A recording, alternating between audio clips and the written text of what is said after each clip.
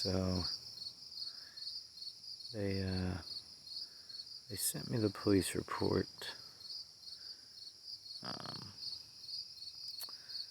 Anybody that wants to request a copy of their own, it is KPD-22-04841. They do have this specific form that you're going to need to use. You have to go to the city website to download it, fill it out and whatnot. But anyway, so as you can see in the arrest here of Caitlin Bauer, the summary is a pedestrian stop, resisting law enforcement, and refusal to identify. So it looks like it's at around 2:40 in the morning. I mentioned in another video how she was on her way home from work from Walmart. I guess she actually works at Wendy's from what I understand, just to correct that detail. But they have the charges here as resisting law enforcement, and then refusal to identify self while stopped for an infraction / ordinance. And then the AM and CM there is A misdemeanor, C misdemeanor. As you can see, status is cleared by arrest on both of these charges, even though she's currently only charged with resisting law enforcement. The arresting officer here is patrol officer, I believe it's Zach Griffith, number 414. And anyway, so yeah, Zachary Griffith.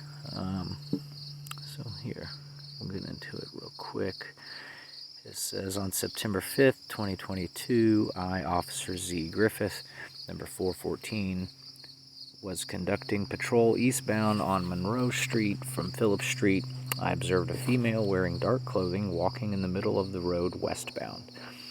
There are two available sidewalks on the north side and south side of the road. I exited my fully marked police vehicle and the female walked past my car, getting on the sidewalk.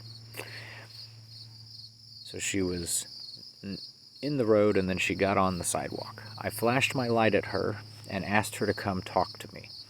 She screamed no and kept walking westbound. I told her again to come talk to me. She screamed no, I'm going home. I informed her she was walking in the middle of the street and wasn't free to leave. I told her to stop. She did so, turning to face me. I told her if she kept walking, she was going to go to jail. She rolled her eyes and began walking westbound. I jogged to get out in front of her. She threatened to call 911. I informed her I was the police. I told her I needed to talk to her for a minute. She began screaming in my face. I told her to put her hands behind her back. She didn't. I went to grab her right arm. She turned away from me and attempted to run westbound. I grabbed her right arm. She fell backwards onto her buttocks. I went to maneuver her backpack off her shoulders. She jerked her arm away and kicked me multiple times in the lower leg. I was finally able to get her backpack off of her and place her in wrist restraints. I double-locked them and checked for tightness. She continuously screamed at the top of her lungs throughout the encounter. After searching her backpack, I located her paper identification. She was identified as Caitlin Bauer. I transported her to Howard County Jail for the following charges: resisting law enforcement, refusal to identify. At the jail, she complained to staff the only thing she did was run from me. She was released to the custody of jail staff without further incident. I, Officer Zachary M. Griffith, number 414, affirm under the penalties of perjury as specified by Indiana Code 354421 that the above and foregoing representations are true. And it is signed off on by K9 Sergeant C. Van Camp, number 365. Alright, so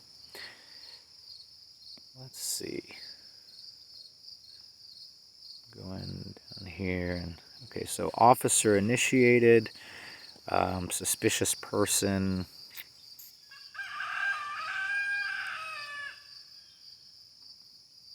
So, officer initiated suspicious person. Suspicious person. Female wearing dark clothing, walking in the middle of the road. So, walking in the road wearing dark clothing, according to Officer Z. Griffith, is suspicious. Anyway, something kind of stuck out to me here. He said that she was in the middle of the street, and then she got on the sidewalk. Walked past my car, getting on the sidewalk. Yeah, I exited my fully marked police vehicle, and the female walked past my car, getting on the sidewalk. I flashed my light at her and asked her to come talk to me. She screamed no and kept walking westbound. I told her again to come talk to me. She screamed, "No, I'm going home." I informed her she was walking in the middle of the street and wasn't free to leave. I told her to stop. She did so. All right, so this is one of my favorite cases, Greeno v. State, 861 NE 2D 1232. It's Indiana Court of Appeals, 2007. Stop, come back, means you're being detained. They said that based on Dowdell v. State, which is Indiana Court of Appeals, case 2001, they hold that the Fourth Amendment prohibited the officer without reasonable suspicion from requesting that they stop and from chasing after him because the stop was improper. The evidence collected must be suppressed. Dowdell v. State said a reasonable person, when faced with a police officer pulling up to him in a marked vehicle and calling for him to come over to the car, would not assume that he can just turn and walk away. Therefore, Officer Teagarden's encounter with Dowdell constituted a stop and thus required reasonable suspicion. United States v. Jerez, 7th Circuit, 1997, a reasonable person would not feel free to leave. I believe that was one that involved they were in a hotel, and the officer kept repetitively knocking and shining a flashlight. The flashlight was just as important as the knocking. So, shining the flashlight and saying, "Come here," it could be argued that that's where she began to be detained. But the reality is the officer is, he's kind of mentioning this sidewalk and walking in the road thing, but there's nothing more to that allegation. There's no citation for obstruction of traffic or jaywalking or anything like this. So the requirement in Indiana to identify yourself after you've been stopped, it says while stopped for an ordinance violation. While she was stopped for an ordinance violation or an infraction. But they don't actually ever identify an infraction or an ordinance violation that they are, issuing her a complaint and summons for, which is what they need her identification for. Anyway, so there's a lot of different points in here where it could be argued that her detainment, started, but in my opinion, the officer pulling up to her and calling out to her, "Hey, come here, I want to talk to you." She's detained, throughout all of this. The officers, if he was accusing her of an ordinance violation, he doesn't seem to identify exactly which one that is. But anyway, the prosecutor's office currently only has her charged with resisting law enforcement. They have elected not to charge her with refusal to identify. Last I seen, she had counsel. She's out on bond, so she's not stuck in the jail while she has to fight all this, which is a great thing. And based upon what I know about the attorney, she's actually, a pretty decent attorney, especially for this kind of stuff.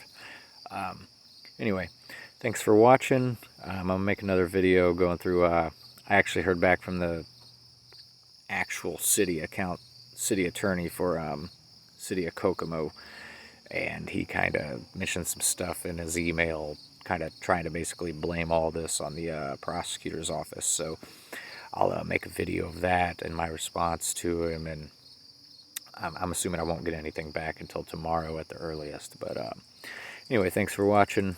Thanks for being, concerned with what's going on here. This young lady was sort of just minding her business, walking home from work because she's not using the special path. They want to basically wrestle her to the ground and search her property, you know, and they handle this procedurally incorrect, it looks like, from the beginning, because these cops aren't smart enough to know if they're going to try to use this failure to identify thing to get your ID. They actually have to initiate constitutionally infirm proceedings with a complaint and summons every time.